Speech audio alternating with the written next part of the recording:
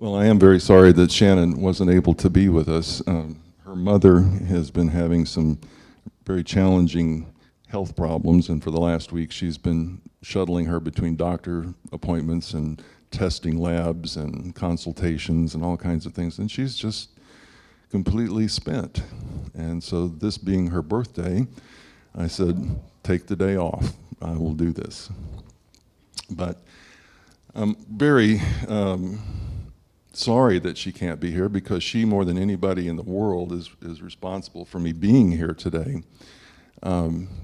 We have worked together for the last 16 years in our practice there in Arlington. She's been instrumental.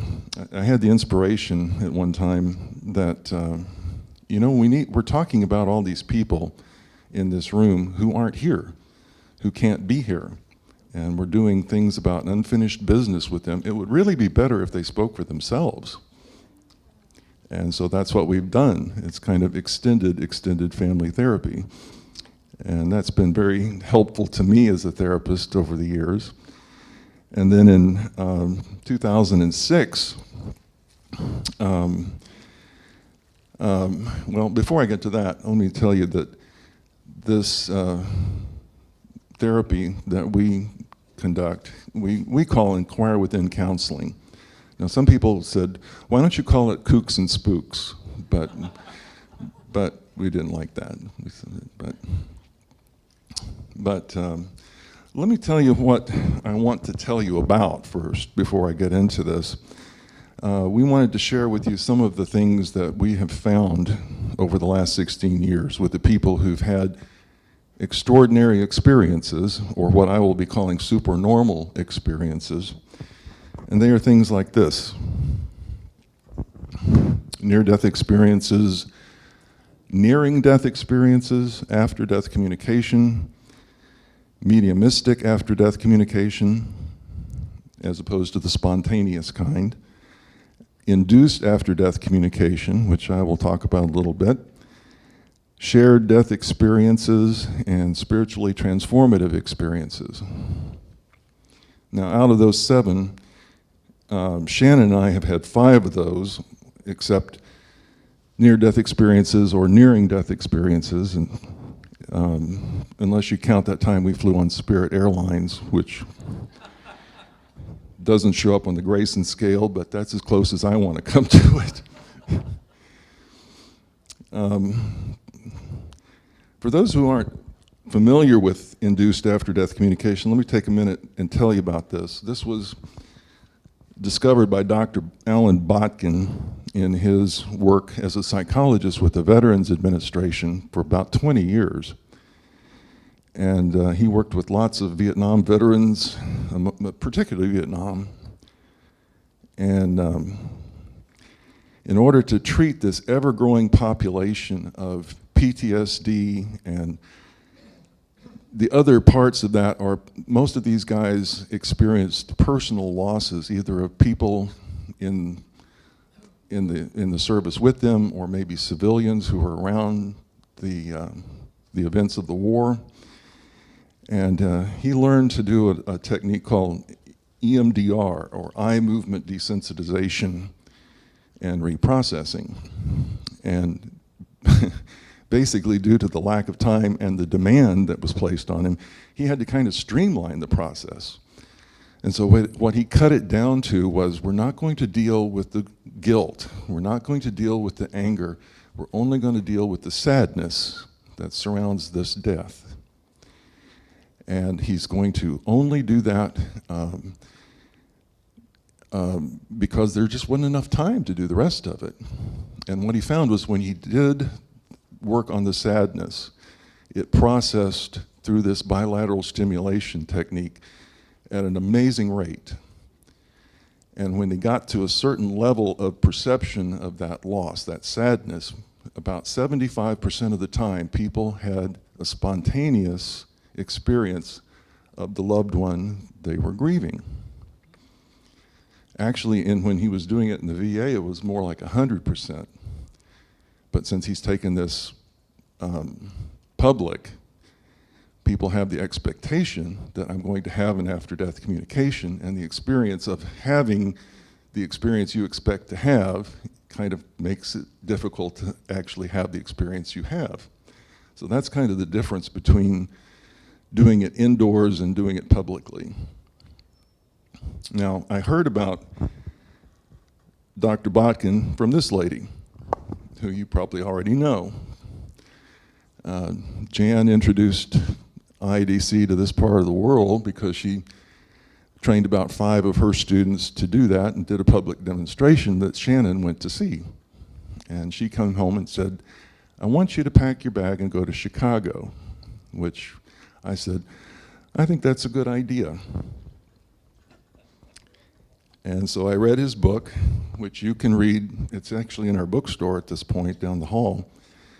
And I went to Dr. Botkin and actually had to be my own subject as well as the trainee. And what I was able to experience was a reconnection with a daughter who was never born, who died as a stillbirth. And I experienced her as a 23-year-old woman 23 years later. And it was healing of a grief that I had long forgotten that I actually had.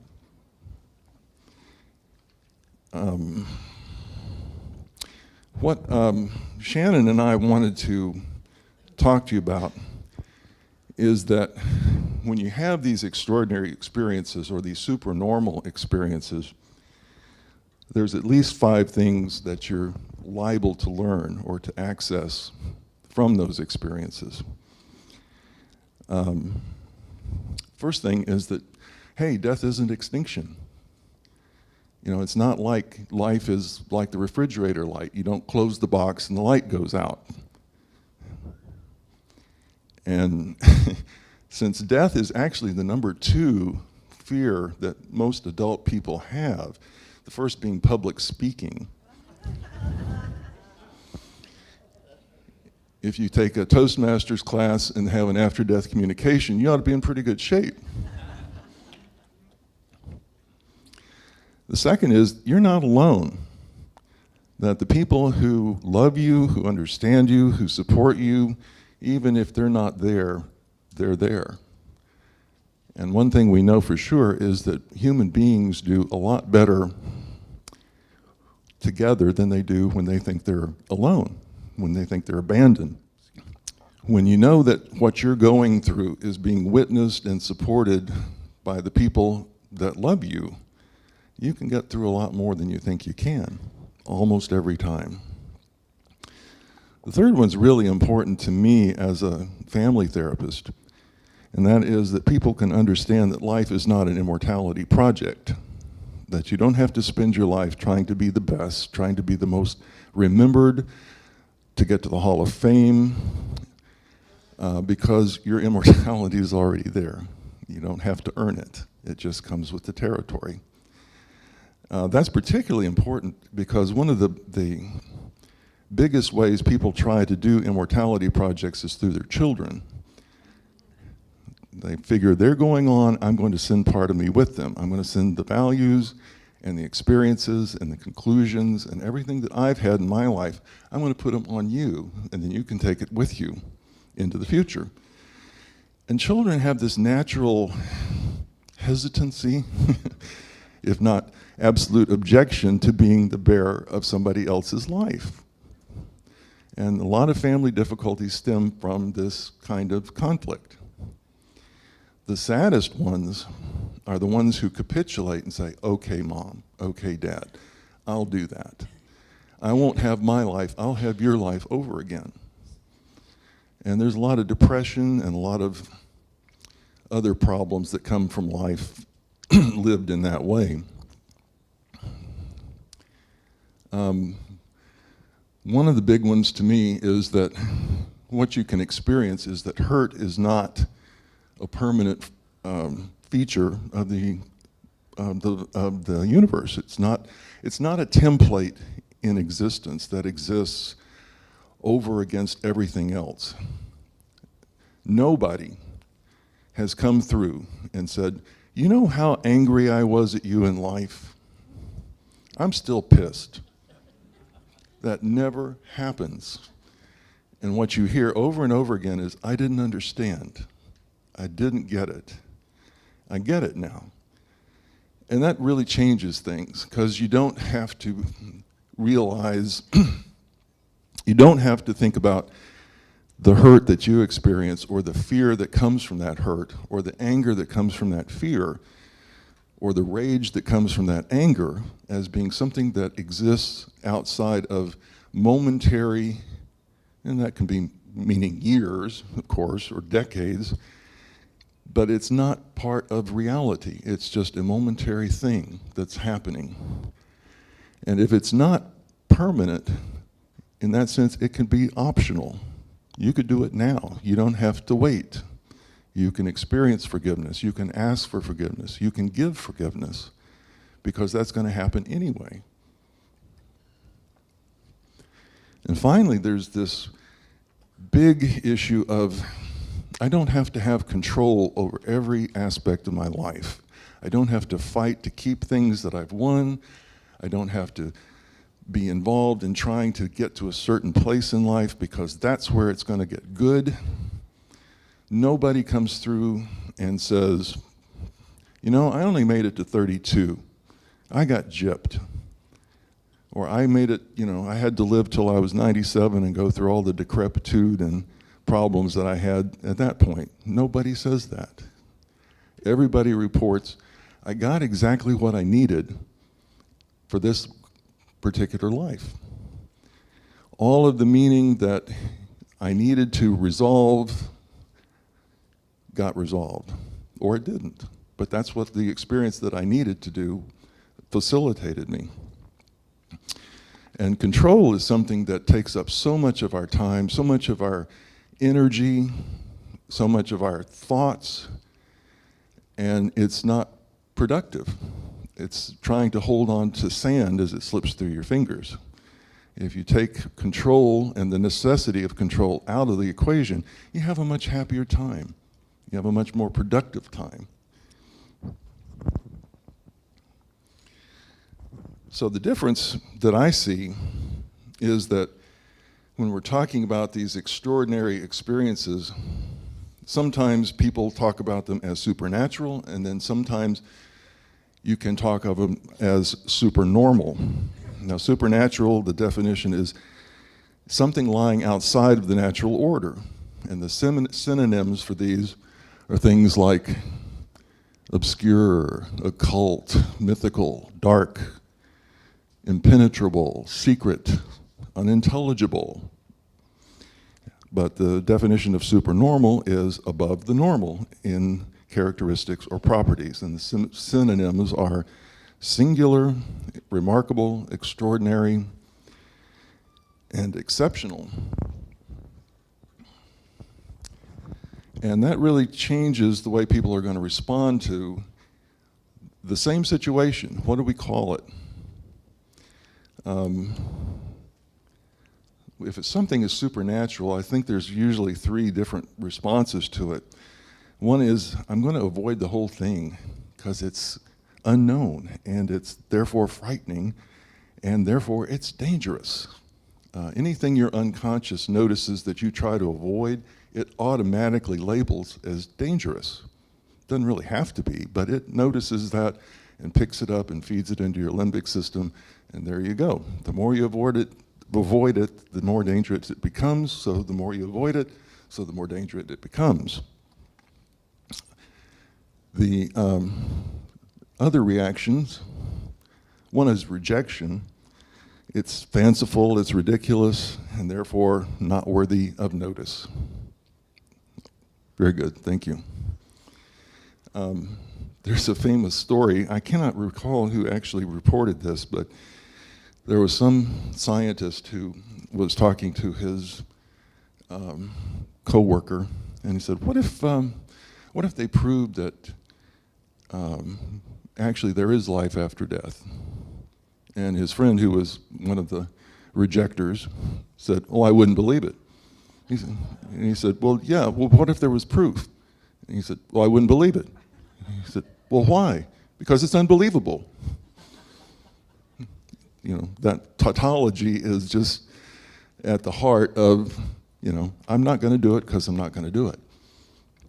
And then third, there's the compartmentalization, which I think we're all kind of familiar with.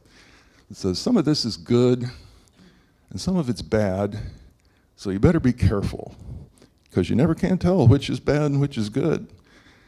And so what that means is you're going to be very tentative, you're going to be very selective, you're going to be very prone not to engage fully. And so actually what happens there is you don't get the goodies. You don't go all the way in. Now, when it's supernormal, on the other hand, you work with it even if you don't fully understand it. The best example I can think of that is gravity. You wake up every morning and you deal with gravity, and we take it for granted. And we take it for granted so often that you never hear anybody grumble. That damn gravity, I'm so sick of it. That's not true for everyone. Well, since I noticed that nobody did that, I thought I'd take it on personally as a project, and I do that myself now. But nobody has ever spotted a graviton. Nobody actually has proof that this is the way this thing works. But yet we do it automatically without even thinking about it. It has become normal. We may try to discover more about it. If something is becoming fascinating to us, that it's a normal thing that we don't really understand, but it's not supernatural, we may try to investigate it. And you may rely on it even though you don't see it or can't feel it. Every one of you probably has one of these in your pocket. And what I want to compliment you on is, since I've been here today, I have not noticed one person's ringtone go off during a presentation. That's remarkable in itself. But you're relying on waves of electromagnetic energy that you can't see. You just say, hey, I think it's here. I've got some bars, so I think I'll make a call. You rely on it even though you can't see it. And eventually it becomes the new normal. It passes out of being supernormal, and you just say, that's the way it is.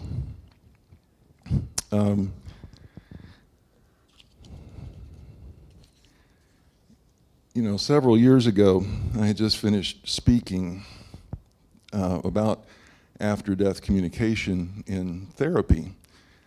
And this woman came up to me and said, you're a psychotherapist. You're supposed to help people deal with reality.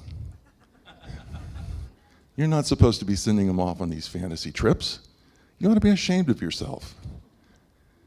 And I looked at her and I said, Mom,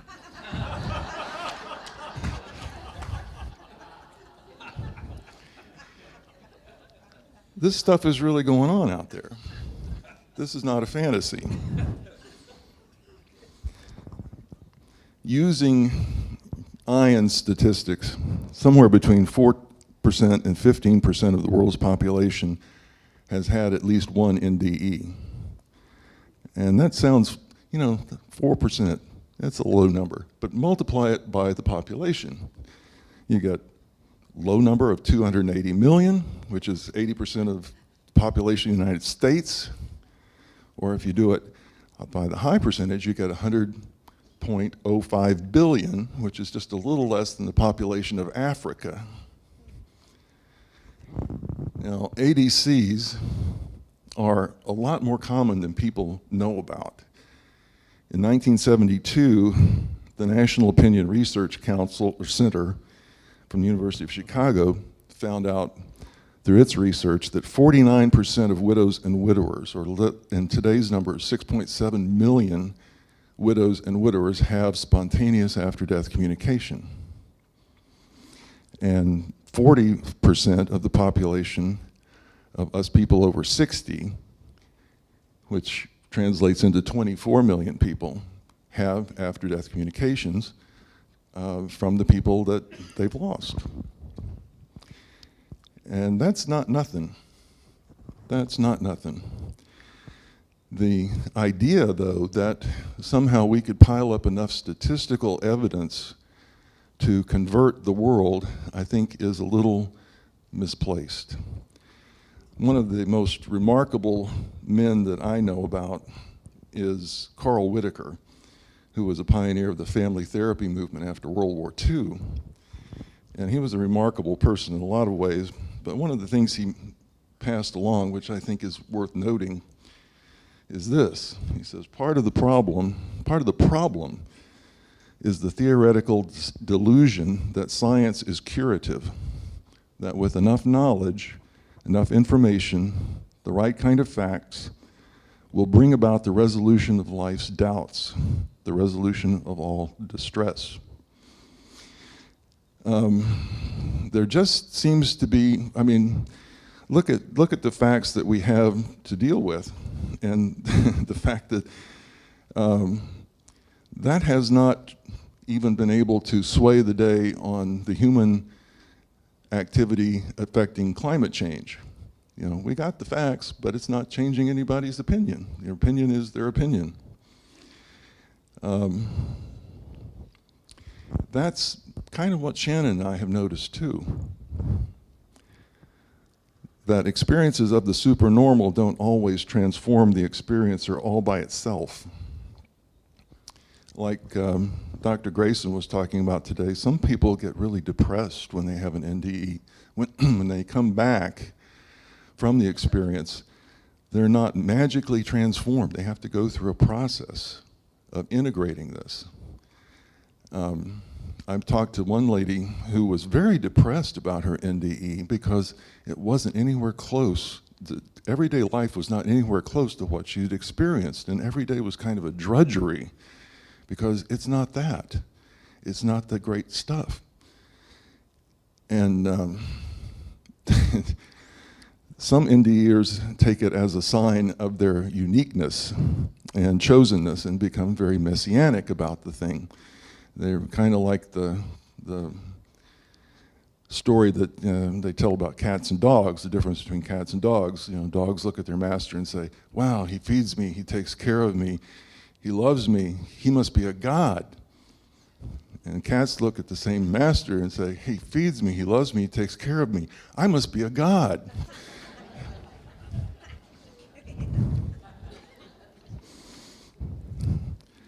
Now, some ADC experiencers want to use that connection that they have to avoid trouble, mistakes, or to gain knowledge and power. And that's one reason that Shannon will only sit with a person one time for any particular loss that they've had. They're not going to become dependent on this process. You're here to make decisions, not rely on somebody else to do that. And some supernormal experiencers just put the whole thing in the mental junk drawer of, I don't know what to do with this, so I'm not going to do anything with it. The very first experience of after-death communication that I ever had access to was a family member who had a dream about my grandmother, who was deceased, coming to the house with suitcases. And she said, well, why are you here, grandmother? And she said, I've come to get Elizabeth, who was my aunt. And 4 hours after she had that dream, we got a call from Florida that my aunt had jumped off a bridge. And that sent little prickles through my adolescent neck. But when I asked her about that 20 years later, she said, what? She didn't remember it. She had no recollection of ever having told me that dream because she had never talked about it. It had just simply evaporated, gone away. And that's kind of sad. I think that there is a process that people have to go through that's pretty much what Carl Jung was talking about. He says, he, mankind, humankind, cannot conquer the tremendous polarity of his nature on his own resources. He can only do so through the terrifying experience of a process, psychic process, that is independent of him, that works him rather than he it. And I think that's something you can point to that's been operating over a long period of time in a lot of different places. They're all kind of pointing to the same reality. Probably the oldest spiritual tradition we know of is the shaman. And those initiations are pretty much always the same. There is some call from beyond the ordinary. It's either an illness or it's some kind of social isolation. It's a retreat or going away from the normal life process that most everybody else experiences. He leaves the familiar, and there is an ordeal to go through. A lot of times they experience it as a dismemberment, as a real terrifying physical ordeal. And it's from that ordeal that a boon is given, that they become sighted or they become special and unique. And there's a reconstruction of the person after that, which has to result in a return to the community. I have to be with these people in the ordinary reality, although I've experienced an extraordinary reality.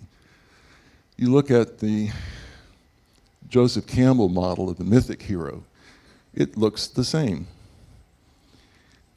You look at the New Testament description of what the disciples went through, it looks kind of the same to me. I mean, you know, they spent a long time watching and listening and finding out what Jesus was talking about. And then he goes, okay, guys, I'm going to send you out 2 by 2. I want you to raise the dead, heal the sick, preach good news to the captives. Did they know how to do that? I don't think they did. How did they find out? They did it by doing. You look at something like, well, let's go down to the religious heroes together. Buddha, Jesus, Moses, Muhammad, all got that same scenario going. There's a call from beyond, departure from the everyday. They go from the personal to the universal. There's a struggle. Jesus has 3 temptations out in the wilderness. Buddha has 3 temptations sitting under the Bodhi tree. Are they reading each other's mail? There's a struggle, there's a transformation, and then there is a return. There's a ministry that goes to the community. Alchemy is kind of a, you know, we talk about that as being kind of a silly precursor to chemistry, but it was actually kind of a spiritual tradition as well. You know, what's above is as below. So there's separation, there's the ashes that come from that separation, the desolation. Then there's a fluid suspension, the union of opposites, and then a transformation from the universal, from the personal to the universal. And then finally, you look over here at depth psychology. People come in crisis. There's a departure from the everyday. And they either accept help or they don't. Sometimes they don't. Say, hey, I'm going to teach you how to be different. Oh, I don't want to be different. I'm going to leave. There's a descent into the unconscious to find out what was lost, what was needed. And then there's a process of integrating the growth. And then finally, a reconnection of to the everyday. You have to come back to reality and pay your bills. You have to come back and buy groceries. You have to come back and discipline your children. You have to do all of those things. Even though you've been to the mountaintop, you have to come back. So the transformation, that as I see it, is a transformation from something happened to me to now it's something that happens through me. It's not just experience that I put on the little whatnot shelf of my memory and say, hey, wasn't that neat? It's now something that's embedded in the fabric of who I am and who I want to be and who I'm becoming. The process is I have to have an experience. that's extraordinary. And that doesn't have to happen to you personally in order for it to have weight. As was talked about this morning, I believe it was Dr. Drysdale that was talking about all of the bibliotherapy she was giving to one of her clients. And some of it wasn't working, but finally something did. Finally something got traction for her. It said, hey, there's something I need to know more about. And it began a process of transformation for her. You know, Kenneth Ring has talked a lot about how near-death experiences transform people who aren't experiencers. All they have to do is hear about it in the right way. And they have to make a decision, though. They have to make a decision. Is this something I'm going to pursue, or is this something I'm going to ignore? But you usually get that experience from somebody that is someone you can listen to, someone you can learn from, and something you can gain, somebody you can gain understanding from. But the real crux of the deal, the real transformation, is when I begin to participate, when I begin acting out my approximate understanding of what this is all about, how it gets embedded into my life, into my daily chores, into my daily routines. That begins to change me in who I am. Then there's a judgment about the meaning of that experience. You evaluate, well, this change that happened to me, how is that working out? How do I feel about that? Is that good? And then you make that decision to act in accordance with it or not. You go back to the beginning. And then from that, you develop principles and values that are going to be in line with what you've experienced.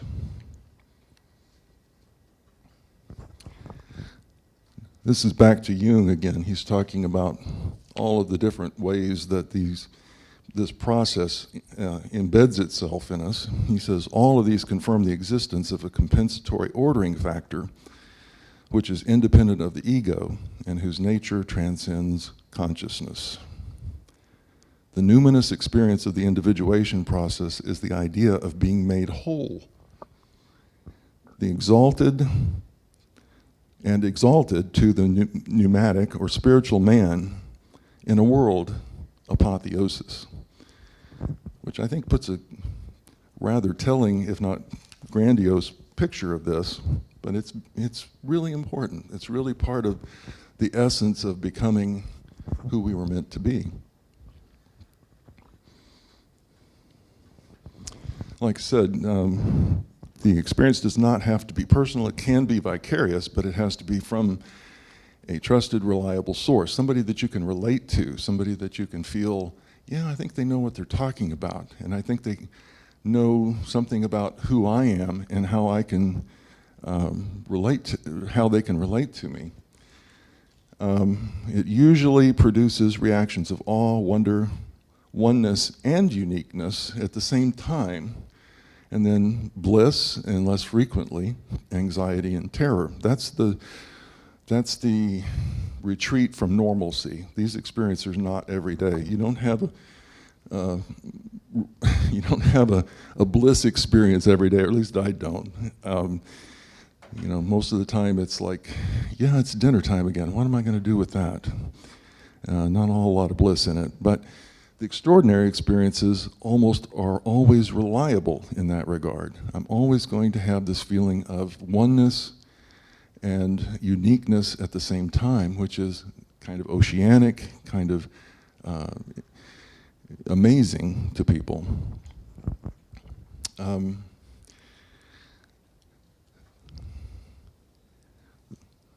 The second thing is that I do need to make a decision about that experience, whether it's vicarious or not. Will I risk becoming someone other than the person that I've known myself to be? I had a couple many years ago in therapy that were kind of polarized in their approach to the everyday problems of life. He was going to make the money, she was going to stay home. He was going to be the discipliner, she was going to be the nurturer.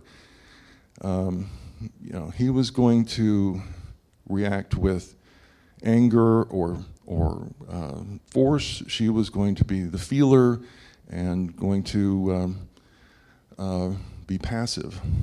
And it seemed like kind of a nice way of divvying up the chores, but it's kind of like the thing of, a fish can marry a bird, but where are they going to live? They couldn't talk to each other. They didn't have anything in common. They didn't have experiences that they could share. There was no intimacy. And so we worked for a long time trying to figure out a new way of kind of divvying up these chores. And it was working pretty well, except one day they came into my office and the man just sat there and then suddenly started to cry. And I said, "What's going on? What's wrong? Are you feeling overwhelmed with this change or what?" And he says, "No, I see where this is going to help, and I see where this is going to be a nice part of who I want to be." And I said, "Well, what's tearful about this?" And he says, "I feel like part of me is dying." And that's really a reality. You know, if you change to become someone else, you say goodbye to who you were. And sometimes that's a real hesitancy that people have to experience. But the problem is, without doing that, without making that decision, I'm quoting Campbell again, the refusal of the summons converts the adventure into its negative. Walled in boredom, hard work, or culture, the subject loses the power of significant action and becomes a victim to be saved. His flowering world becomes a wasteland and of dry stones, and his life feels meaningless. The decision is all important, but that's not all there is. I have to go through this period of observation and learning, and that's where places like IANS and the local groups of IANS are so important. People need to know other people did see this. Other people do talk about that, and they talk about it readily. You know, I had a client that said, we were talking about his upbringing, and I said, "Well, what about sex? What did you learn about sex?" And he said, "I learned not to talk about it, that's for sure." And I said, "How did you learn that?" And he said, "Because when it came that time for the talk, I got a book. And then I got, are there any questions?" So I learned right away, this is not something people want to talk about. There's something wrong with it. You have to find people to talk about NDEs. You have to find people to talk about ADCs. You have to hear that this is not delusional. What do they think about it? Is it a good or a bad thing? Is this a reliable part of experience, or is it just a meaningless glitch in the system? And these are all things you need to know before you make a decision about it. And then there's this part that I've already alluded to. How do I act as though this is real and good? That's the important part. That's where the transformation actually happens. What do I do differently? How much of my time and energy takes this into account? Is it just a little bit? Do I still get to play? Do I still get to have times when I'm not thinking about this? You know, what categories of reality do I have to discard? Now, a lot of the times, one of those categories is I don't get to have enemies anymore. Although I hear about enemies every day, I have to give up the categories of good people and bad people because all the people are one. All the people are there with me. And that's kind of a wrenching change in the way you negotiate life. You get rid of those categories and things are a whole lot different. What new categories of reality do I have to recognize? One of them seems to be the misunderstanding about eternity, that eternity is not an infinite length of time. Eternity is timelessness, and that can happen in any moment that you experience. That's not something that you have to wait for. That's something that you can participate in at this moment.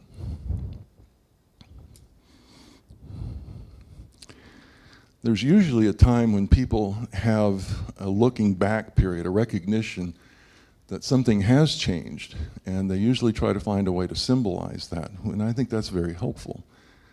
They have a story to tell, first of all, and they need a place to tell it. They need people to listen and to witness to their story. and to be appreciative of the story with them. It could be a ritual. It could be a way of acting out the story in kind of a way that involves your physicality as well as your mental life. It could be a talisman, a little piece of something or another that reminds you of the power of this transformation, kind of witness to it. Could be memorabilia that you look back at and say, you remember that? That's pretty cool. Look at where I am now. It could be a ceremony, some kind of commemoration of the time this happened. Now, AA is the champion of this. They look back and say, here's your coin. You've been sober for 30 days. You've been sober for a year. Here's another coin. We want you to remember how this happened. Remember how it's working. Remember the transformation that's occurred in your life, who you've become now. Those are all really positive ways of doing it. Finally, though, there is a time, inevitably, when the new normal produces new problems that you could not have foreseen. I was really noticing that when, I met Dr. Alexander last time I was here at IANS, and then I noticed in the years followed that all of the attacks that have happened to him since his book became popular and since his story came out. There is no guarantee that what has transformed you is not going to alienate somebody else. People are liable to reject you, abandon you. That's a problem. And it's not something that people look for in the transformation, but something that definitely can occur. Then there's this thing of wounded pride that can overcome selflessness. There's the famous story of the monks, and these two old hands in the monastery every morning would come out to the altar and prostrate themselves and say, "Oh God, I am nothing at all." And they would do this as a form of devotion. And then one day this new monk shows up. He comes to the altar, he prostrates himself and says, "Oh God, I am nothing at all." And the old monks look at each other and go, "Hey, look who thinks he's nothing,"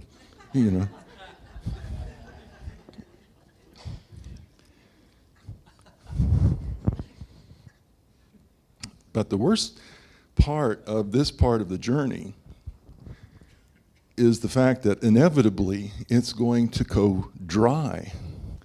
That the transformation that has felt so enlivening and so renewing stops doing that. And there's a real logical reason for that fact. That once you've been broken open, your ego has been broken open by this experience, and all of this numinous material gets into you, you have to integrate it. You have to close that ego back up, which cuts you off from the source of the numinous material. So you either have the choice of waiting it out and saying, okay, what's next? Or in really sad cases, people say, that's not happening. It's always been this way. I'm doing exactly what I'm supposed to do. I'm still enlightened. I'm just in the place I need to be. And they start falsifying the data about what's really happening to them. And at that point, the journey stops. You've cut yourself off from the source. The source is no longer available to you to renew it. On the other hand, you can look at it and say, this is what happens next. This is what needs to happen next. I'm waiting for something to appear. I'm looking for it. It's agony sometimes, but it's real. And that's the mark of being in the path. It's real. It's not fabricated. The transformation of supernormal experiences to natural experiences is really the process of dissolution of self versus other in our constructual world. Those are the things, that's the thing that fear and conflict depend on. Now, we spend the first 2 years of our life trying to get to the point where we can make that distinction of me and not me. It's a developmental skill that everybody has to have. But if that's as far as you go in life, then life becomes this prison with the door locked from the inside. You know, the transformation is the process of saying, there is me other than in this body. It exists out there and exists beyond time. I always thought that, you know, there's an experiment, famous experiment in psychology, a very cruel experiment, but they took a box of kittens who, when they opened their eyes for the first time, they were only allowed to see an environment that had 2 dimensions. There was no reference to a 3rd dimension. And when these kittens grew up, they put them into an environment that, you know, they had to jump on things. None of them could make that transition. Their brain was just not wired in that way. They couldn't understand it. And so they couldn't negotiate it. And a lot of times I think that's kind of what we're up against, that we're trained in a 3-dimensional environment, and it takes a lot of transformation, some of these supernormal experiences, to get us to think outside of those 3 dimensions, to train our brain to actually see what's out there. The transformational process is kind of a mimicry of the process of dying itself. Stephen Levine, who's a longtime hospice worker, writer, Buddhist teacher, says that death is an expansion beyond the forms in which life has always been measured. And that's the key, beyond which it's always been measured. We have to experience that there is measurement beyond what we're used to, what we're accustomed to, what we typically encounter with our day-to-day communication. And that's what dying is. It's actually the going there. And how far is this journey? You know, how far do you have to go? Well, I think it's kind of like what Hildegard of Bingen said, that the journey is to the place where you become a feather on the breath of God, which sounds like a long way, but it sounds like a good journey. So, thank you.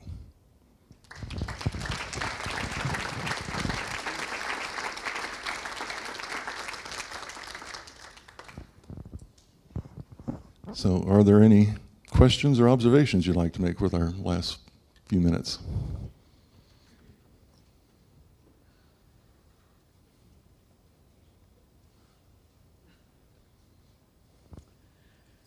Yeah, thank you. Wonderful, wonderful talk. Question that I have is with regard to the induced after-death communication. Mm-hmm. And something that I've done a little bit with is, I guess, something you could call creative imagining. And that's where you can do this with somebody who's alive and just not in your physical presence. You can do it with somebody who's on the other side, already died. And it's simply closing your eyes, bringing that person into your mind's eye, so to speak, and communicating with them as you would as if they were actually sitting there. Yeah. And of course, to do this, you have to suspend the normal doubting mind and just say, okay, well, I'm just going to do this. And in doing it, it can become very, very real very quickly, and you can actually have a two-way conversation. You know, be yourself for a minute, exactly. Speak to them, become them, as it were, yes. Speak back to yourself and back and forth like that. So what I'm wondering about is this like materially different from the induced after-death communication? And if so, how? And is one better than the other, or like that? Yeah, I did empty chair work for many, many years. And a lot of the people had the experience of, hey, I didn't expect him to say that. And it becomes very real at that point. Induced after-death communication really relies on one particular amazing fact, that you can actually use bilateral stimulation to get people's degree of subjective distress about their loss down in a remarkably short time. We're talking tens of minutes, not tens of days or weeks or years. And once that happens, it's a very short step for people to visualize that person or feel them. I got a hug from my daughter. That was the first information that I got from her. Sometimes it's smell, sometimes it's other sensory stuff. Yeah, okay. But the process really relies on reducing the sadness. And my analogy is, okay, it's almost 3 o'clock. I want you to go out and look at Sirius, the star out there. You know, well, I can't do it. There's too much glare.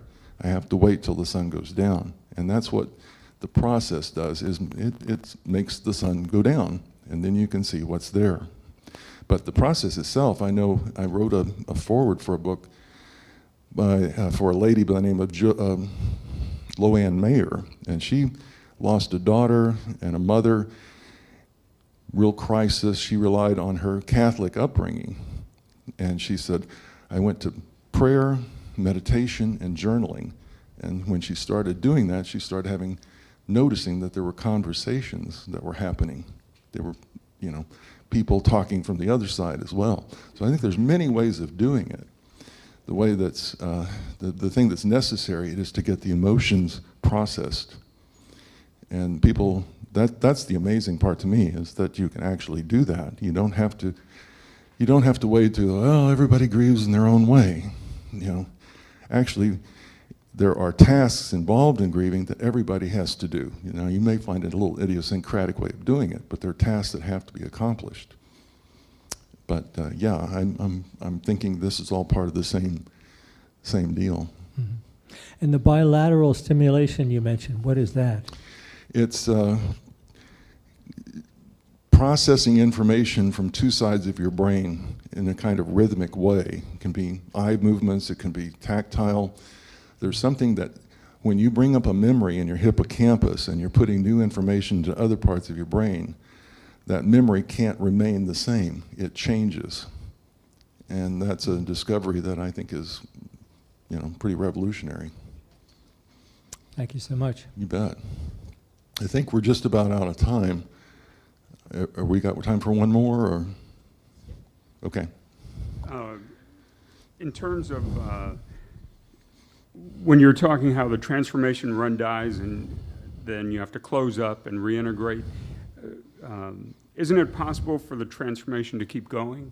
Exactly. Yeah, I mean, isn't that, I guess, maybe I missed the point, that if that was the point, that you keep it going and you don't have to close up, you don't have to let it run dry, you can keep growing and integrate as you go along. I think that once you know the process, you can work with it. Mm-hmm. It's not a surprise to you anymore. You can cooperate with it. Like, oh, here's the next thing I can know about, you know? Mm-hmm. I don't have to actually be in crisis, or I don't have to actually die again if your name's not PMH Atwater, but, you know, you can do that. You know, but it's something that happens that you can become a part of. It's Right. not something that, and it's something you can anticipate.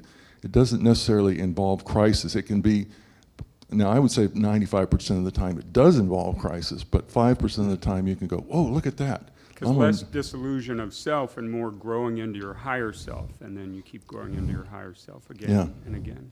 Great. Yeah. Thanks. Okay. Thank you all so much.